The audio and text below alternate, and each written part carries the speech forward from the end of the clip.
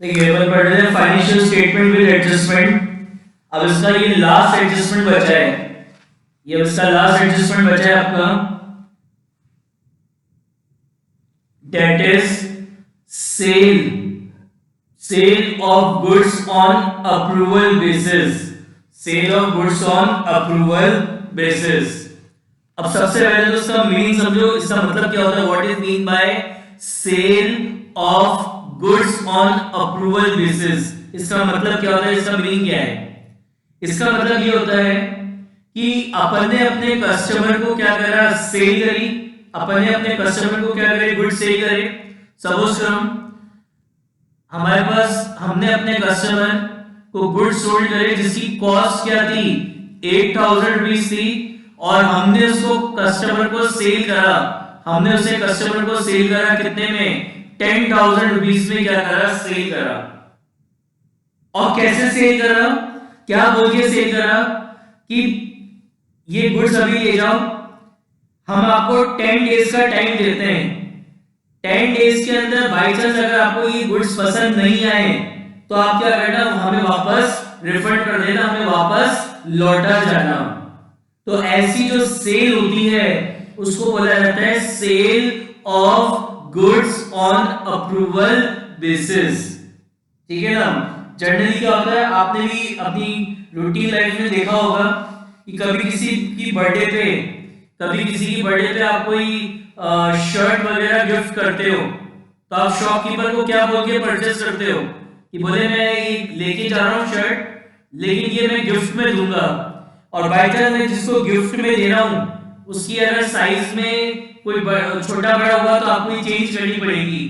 तो शॉपकीपर आपको क्या बोलता है, ठीक है मैं चेंज कर दूंगा, लेकिन आप क्या करना है 10 दिन के अंदर में, या मैं आपको 15 दिन दे रहा हूँ, 15 दिन में अगर इसमें साइज में कोई भी छोटा बड़ा हो तो आप क्या करना, उसे चेंज करवा के दूसरा जो आपका साइज का शर्ट हो या पैंट हो वो लेके चले जाना।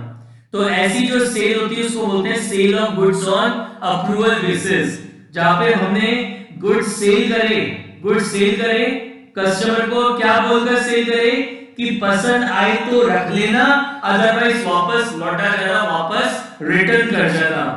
ऐसी सेल को बोलते हैं sale of goods on approval basis.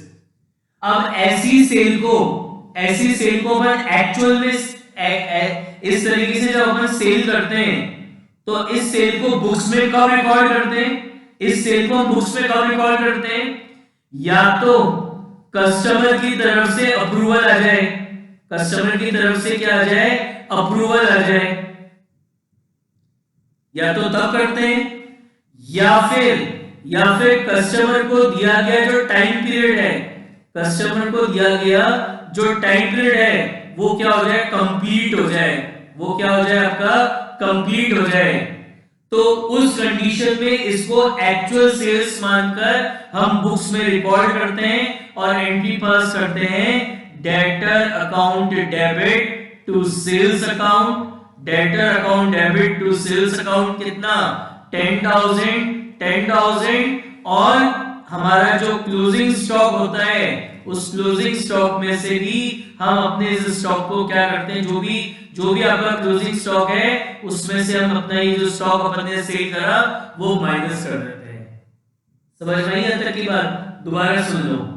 Cell करे गुड्स अप्रूवल बेसिस, तो इसका मतलब क्या है, इसका मतलब ये है कि कस्टमर को गुड्स सेल करे क्या बोलकर कि ये गुड्स पसंद आए तो रख लेना, अदरवाइज वापस रिफंड कर जाना, वापस लौटा जाना। तो इस तरीके से जब सेल करते हैं तो ऐसी सेल को एक्चुअल सेल्स कब मानते हैं, या तो कस्टमर की तरफ से अप्रूवल आ जाए तब, या कस्टमर को हमने जो टाइम पीरियड दिया था, हमने कस्टमर को बोला था कि 10 दिन का टाइम दे रहा हूं, समझ में आए तो रख लेना, अदरवाइज 10 दिन के अंदर लौटा जाना, 10 दिन बाद मैं वापस नहीं लूंगा। अब 10 दिन हो चुके, कस्टमर वापस लौटाने नहीं आया गुड्स को, यानी कस्टमर को दिया गया टाइम पीरियड कंप्लीट हो गया। तो जब जाके अपन इसकी क्या करते हैं, ऐसी सेल को जब जाके हम क्या करते हैं, बुक्स में रिकॉर्ड करते हैं, क्या एंट्री पास करते हैं, debtor account debit to sale, और जो सेल करी है उसकी जो भी कॉस्ट है, जो गुड्स आपने बेचे उसकी जो भी कॉस्ट है वो आप अपने क्लोजिंग स्टॉक में से माइनस कर देते हो। आई बात समझ में? अब हुआ क्या, सुनना ध्यान से। अपन ने गुड्स सोल्ड करे कस्टमर को अप्रूवल बेसिस पे, अपन ने गुड्स सोल्ड करे कस्टमर को काय पे, अप्रूवल बेसिस पे। अब क्या हुआ, ना तो अभी आपके कस्टमर की कोई अप्रूवल आई, और ना उसको दिया गया टाइम पीरियड अभी पूरा हुआ है, ना उसको दिया गया टाइम पीरियड अभी क्या हुआ है, पूरा हुआ है, और आपने क्या करा, ये ट्रीटमेंट कर डाला। पहले तो आपने सेल रिकॉर्ड कर ली, debtor account debit to sale, और प्लस आपने अपने क्लोजिंग स्टॉक में से भी उसको क्या करा, माइनस कर दिया। जबकि ना तो अभी कस्टमर का अप्रूवल आया था, ना उसको दिया गया टाइम पीरियड पूरा हुआ था, फिर भी आपने क्या करा, ये जो सेल आपने करी इसको बुक्स में रिकॉर्ड कर लिया, और अपने क्लोजिंग स्टॉक में से भी क्या करा, जो स्टॉक आपने बेचा था, सेल करा था अप्रूवल बेसिस पे, उसकी कॉस्ट क्लोजिंग स्टॉक में से भी क्या करी, माइनस कर दी। जबकि अभी ऐसा करना ही नहीं था। क्यों नहीं करना था अभी ऐसा, क्योंकि ना तो अभी कस्टमर की तरफ से अप्रूवल आया था, और ना उसको दिया गया टाइम पीरियड पूरा हुआ था। मैंने अभी आपको क्या बताया कि जब गुड्स को सेल किया जाता है अप्रूवल बेसिस पे, तो उसको अपन बुक्स में कब रिकॉर्ड करते हैं, जब या तो कस्टमर को दिया गया टाइम पीरियड पूरा हो जाए, कस्टमर को दिया गया जो टाइम पीरियड है वो पूरा हो जाए, या फिर कस्टमर की तरफ से अप्रूवल आ जाए, जब जाके इस तरीके से उसकी अकाउंटिंग करते हैं। लेकिन अभी क्या हुआ, ना तो कस्टमर को दिया गया टाइम पीरियड पूरा हुआ, ना कस्टमर की तरफ से अप्रूवल आई, और हमने तो ये अकाउंटिंग कर डाली। तो आपको सही करनी है, दोबारा इसको सही करना है। कैसे करेंगे, अपन ट्रेडिंग अकाउंट में लिखते हैं ना सेल्स को, तो आपकी जो भी टोटल सेल्स है उसके अंदर ये वाली सेल्स इंक्लूड है, उसके अंदर ये वाली जो सेल है 10,000 की वो इंक्लूड है। लेकिन ये तो एक्चुअल में सेल ही नहीं है। क्यों, क्योंकि अभी ना तो कस्टमर ने अप्रूवल दिया है, ना उसको दिया गया टाइम पीरियड अभी पूरा हुआ है, तो उसको मैं एक्चुअल सेल्स ट्रीट ही नहीं कर सकता। तो यहां से मैं क्या करूंगा, इस सेल को लेस कर दूंगा, less sale of goods, less sale of goods on approval basis, on approval basis. कितना, 10,000, कितना, 10,000। ठीक है। इसी तरीके से अपन यहां क्रेडिट साइड में लिखते हैं क्लोजिंग स्टॉक। अब आपने क्या करा, अपने क्लोजिंग स्टॉक में से भी माइनस कर दिया। ये जो गुड्स सोल्ड करे थे इसकी कॉस्ट प्राइस 8,000 थी, तो आपने अपने क्लोजिंग स्टॉक में से भी माइनस कर दिया। तो बात आती है जब कस्टमर ने अभी तक ना अप्रूवल दिया है, ना उसको दिया गया टाइम पीरियड पूरा हुआ है, तो फिर ये तो हमारा, तो उसको रिकॉर्ड ही नहीं करना था। मतलब ये जो 8,000 है ये अभी हमारे क्लोजिंग स्टॉक का पार्ट है, लेकिन आपने तो उसको माइनस कर दिया उसमें से। तो अब क्या करो, दोबारा ऐड कर दो, ऐड कर देंगे cost price of goods, cost price of goods sold on approval basis, sold on approval basis, कितना, 8,000। ठीक है। इसी तरीके से बैलेंस शीट पे डेटर्स लिखते हैं अपन,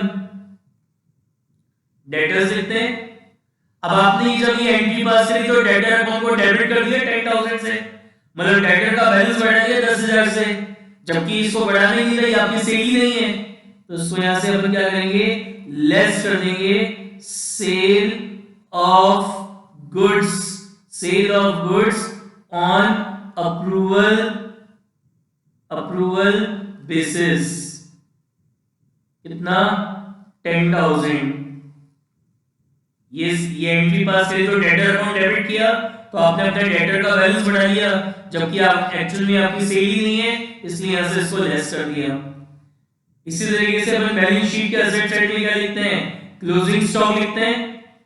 तो क्लोजिंग स्टॉक का सेम ही ट्रीटमेंट होगा, आपने ये जो सेल करी है इसको अपने स्टॉक में से भी माइनस कर दिया, जबकि ये आपकी सेल ही नहीं है, ये आपके क्लोजिंग स्टॉक का पार्ट होगा।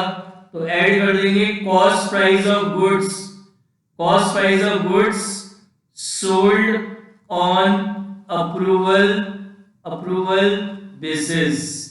कितना, 8,000।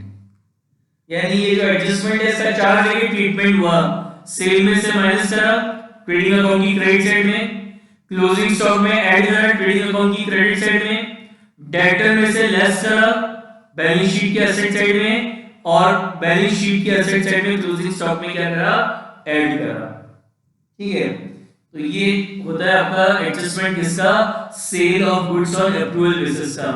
ये 1 मार्क्स में क्वेश्चन आ सकता है एग्जाम में थ्योरी में कि जब अपन when goods is sold on approval basis, when goods is sold on approval basis, when this sale is recorded in the books of accounts, when this sale is recorded in the books of accounts, तो आपका answer क्या होगा? This sale is recorded in the books of accounts when customer gives approval or time period given to customer is completed, then this sale is recorded in the books of accounts. तो इस तरीके से theory का भी questions में आ सकता है इस एडजस्टमेंट से, right? Now take out illustration number 21. Take out illustration number 21, page number 22.59.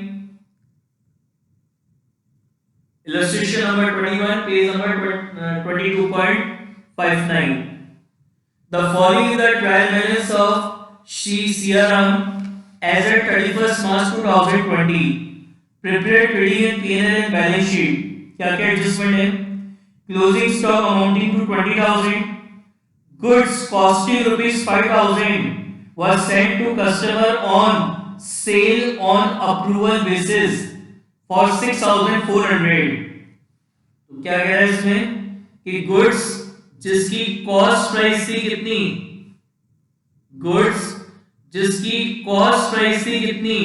5,000 rupees, उसे हमने अपने कस्टमर को क्या करा? सेल करा. कितने में सेल करा? 6,400 रुपीज में सेल करा. कैसे?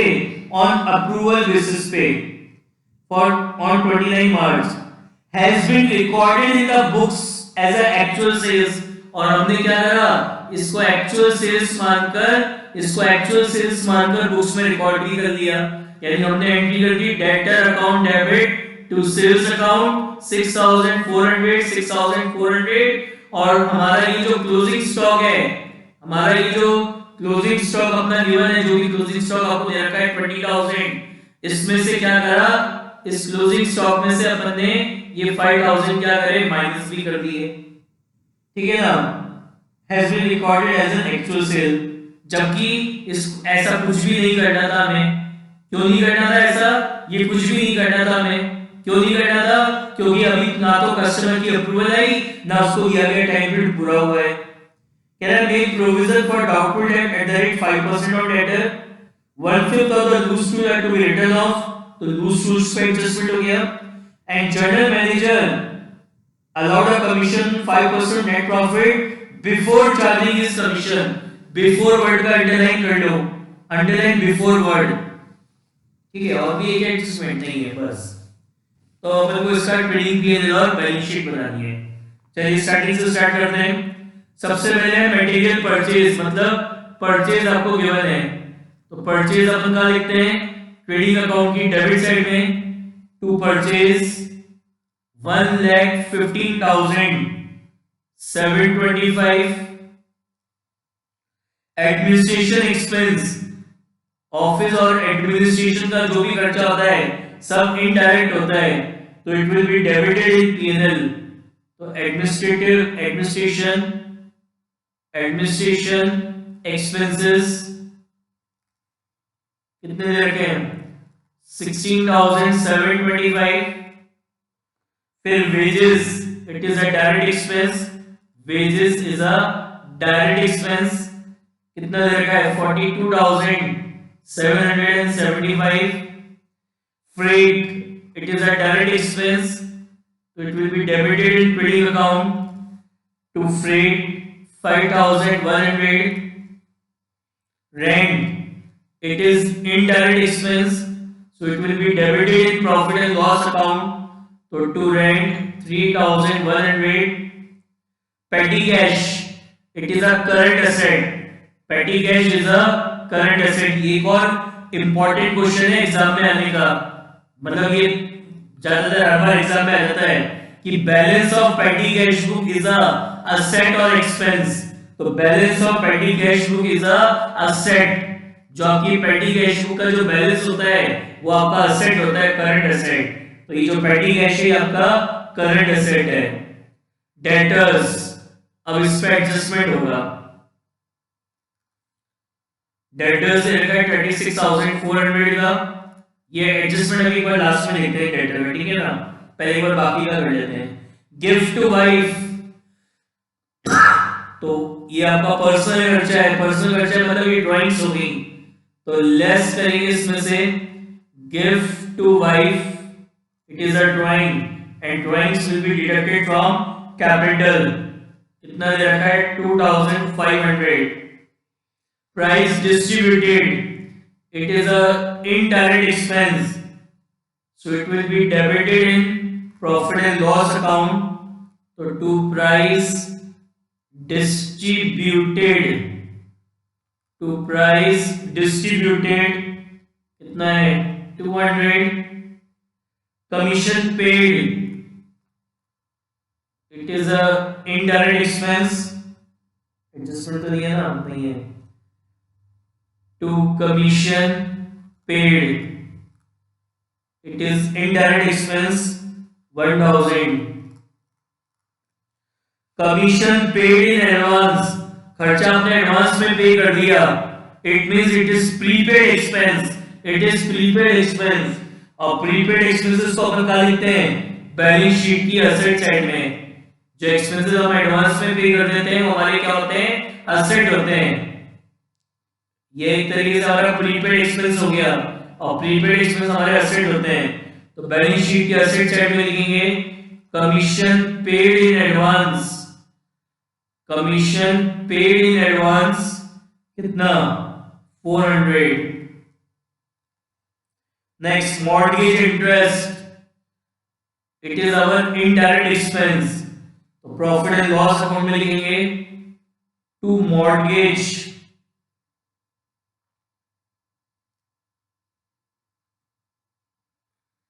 टू मॉर्गेज इंटरेस्ट कितना दे रखा है मॉर्गेज इंटरेस्ट आपको 1600। उसके बाद है लूज टूल्स, कह रहे हैं 1/5 आपका loose tools is return off, कि हमारे जो लूज टूल्स है उसका 1/5 आपको राइट ऑफ करना है, तो बैलेंस शीट की एसेट साइड में लिखेंगे लूज टूल्स, कितना दे रखा है लूज टूल्स आपको 5,000।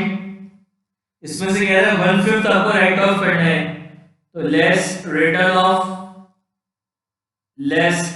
ऑफ कितना 1/5, तो 5,000 का 1/5 कितना होता है 1,000, तो कितना हो गया आपका 4,000। और प्रॉफिट एंड लॉस अकाउंट की डेबिट साइड में लिखेंगे to loose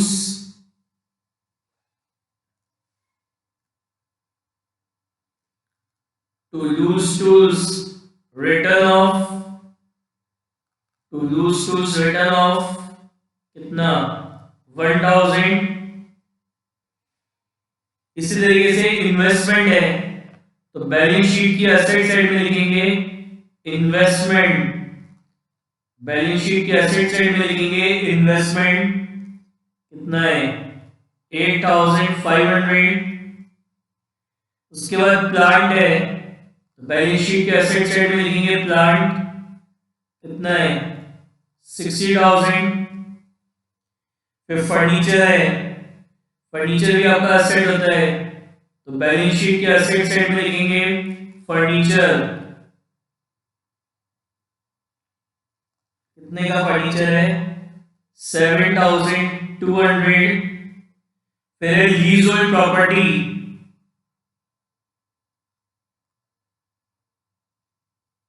lease hold property ये भी आपका एसेट है, तो बैलेंस शीट के एसेट साइड में लिखेंगे लीज होल्ड प्रॉपर्टी 50,000। पेटेंट्स ये भी आपके एसेट होते हैं, तो बैलेंस शीट के एसेट साइड में लिखेंगे पेटेंट्स 2,000। डेप्रिसिएशन ऑन फर्नीचर ये आपका इनडायरेक्ट एक्सपेंस है, तो प्रॉफिट एंड लॉस अकाउंट में लिखेंगे टू डेप्रिसिएशन ऑन फर्नीचर, 8,000। फिर सस्पेंस अकाउंट दे रखा है, तो सस्पेंस अकाउंट एसेट से, सस्पेंस अकाउंट का डेबिट बैलेंस है, तो सस्पेंस अकाउंट का जो डेबिट बैलेंस होता है उसको अपन बैलेंस शीट की असेट साइड में लिखते हैं। उसको क्या लिखा जाता है? बैलेंस शीट की असेट साइड में। और अगर सस्पेंस अकाउंट का क्रेडिट बैलेंस होगा तो उसको आप क्या लिखोगे? बैलेंस शीट की लायबिलिटी साइड में। अगर सस्पेंस अकाउंट का डेबिट बैलेंस है तो it will be written off on asset side, और अगर इसका क्रेडिट बैलेंस है तो उसको अपन क्या लिखेंगे? बैलेंस शीट की लायबिलिटी साइड में। ठीक है, उसके बाद सेल्स दे रखी है, तो इस पे एडजस्टमेंट है, इसको अपन लास्ट में करते हैं। एडजस्टमेंट को एक बार लिख लेते हैं। सेल्स है कितना? 2,10,000। फिर है आउटस्टैंडिंग वेजेस, तो बैलेंस शीट की लायबिलिटी साइड में लिखेंगे outstanding wages is a current liability, कितना है? 800। Creditors and creditors, creditor is a current liability, तो बैलेंस शीट की लायबिलिटी साइड में लिखेंगे क्रेडिटर्स 39,535। क्रेडिटर्स के बाद आपको कैपिटल दे रखी है, कितनी कैपिटल है? 81,800। कैपिटल के बाद बैंक दे रखा है आपको क्रेडिट, बैंक का क्रेडिट बैलेंस है। बैंक का क्रेडिट बैलेंस है मतलब it is bank overdraft, and bank overdraft is a current liability, तो बैलेंस शीट की लायबिलिटी साइड में लिखेंगे बैंक 12,220। फिर loan on mortgage, loan on mortgage it is a liability, तो लिखेंगे लोन ऑन मॉर्गेज कितना है? 16,000। उसके बाद है इनकम फ्रॉम इन्वेस्टमेंट, ये आपकी इनडायरेक्ट इनकम है, प्रॉफिट एंड लॉस अकाउंट की क्रेडिट साइड में लिखेंगे इनकम फ्रॉम इन्वेस्टमेंट, कितना है? 925। अब क्लोजिंग स्टॉक दे रखा है आपको, तो क्लोजिंग स्टॉक है, इसको एक तो ट्रेडिंग अकाउंट की क्रेडिट साइड में लिखते हैं इधर कॉलम में।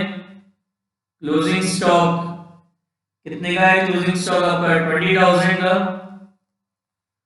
और दूसरा का लिखेंगे बैलेंस शीट की असेट साइड में लिखेंगे क्लोजिंग स्टॉक कितना है? Closing stock 20,000। अब पॉइंट नंबर 2 पढ़ो।